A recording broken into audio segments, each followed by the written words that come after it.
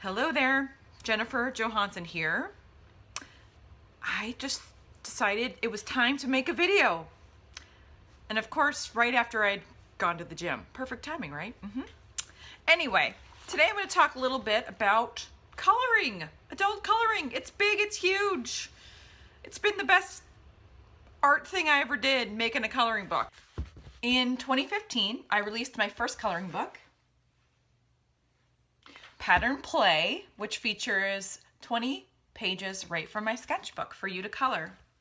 I am just about to release my second coloring book. Here's the cover, called Elegant Abstracts. It should be out, I'd say, by the beginning of April. Today I'm going to share some colored pencil coloring techniques and how you can use colored pencils to create colorful transitions from one color to another.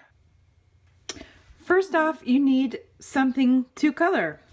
If you'd like a freebie, you can head on over to jenniferjohansson.com and join my mailing list and grab a couple of coloring freebies. Next up, we need some coloring implements. I'm a big fan of Prismacolor pencils.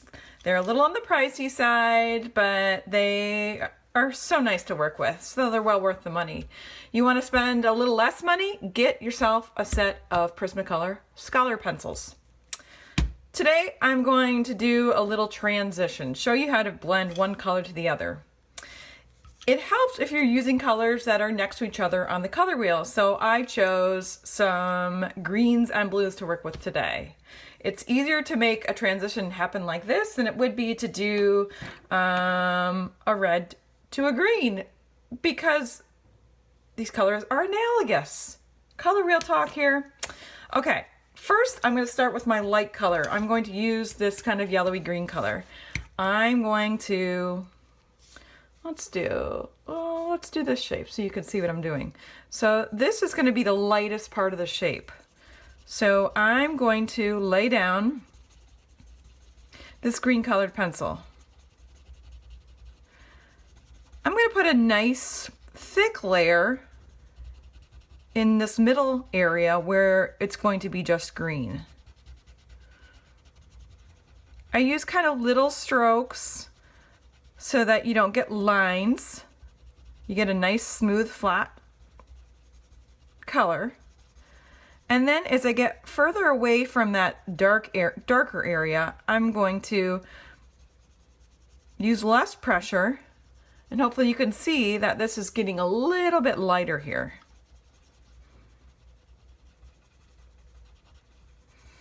So I'm making a transition from dark to light.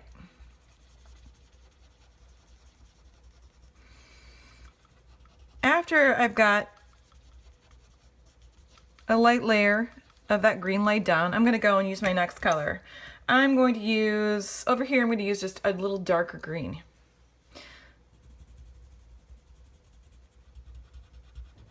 I'm going to put a nice thick layer right at the edge of this shape.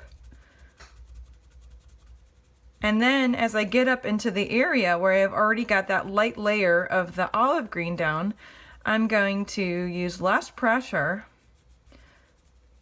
and create a light layer of that green on top of the existing green.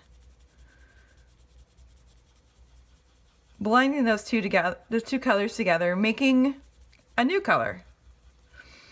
I want this to look like there's really no beginning or end of each color. I want them to very seamlessly change from one to the other. So the way that you do that is by layering and by using small little strokes to make this transition happen. And the more I do that, you can see that they're blending together. I'm going to go back in with my other pencil now and lay down some more of that olive green.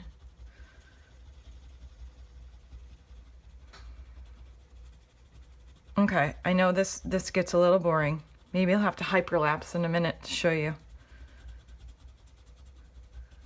But the more you work at this, the more you layer.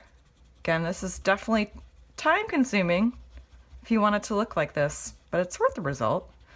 You can see that there's now kind of a nice gradual change from that olive green to the more true Kelly green.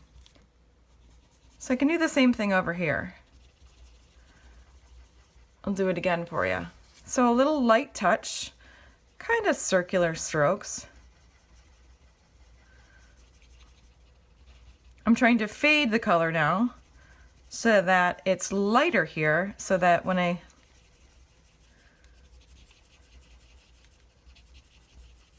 lay that other green on top,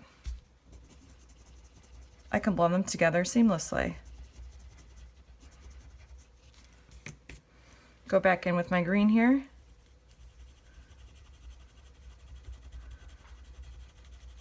Press hard right here and lighten up as I go into that olive green again. And layer and blend those two colors together. I'm sure someone will say, "Oh, you've made this look so easy." I have been doing this for a long time, but practice, it really does, it does work. Go back in with this. Create that gradual transition.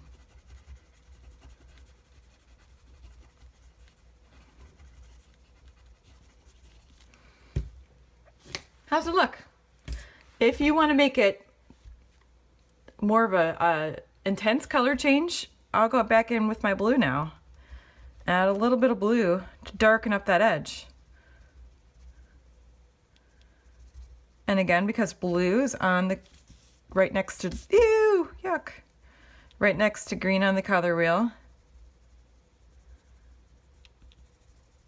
it's pretty easy to make that happen. I'll make this part all blue. What's nice about these colored pencils is the color is really intense. They're soft, so they're easy to blend. You get what you pay for. They average being like, oh, Prismacolors can easily be $1 a piece, but man, they're nice. Worth it to me. And there you have it. There is a nice transition shape. Hope you enjoyed this. Until next time, bye.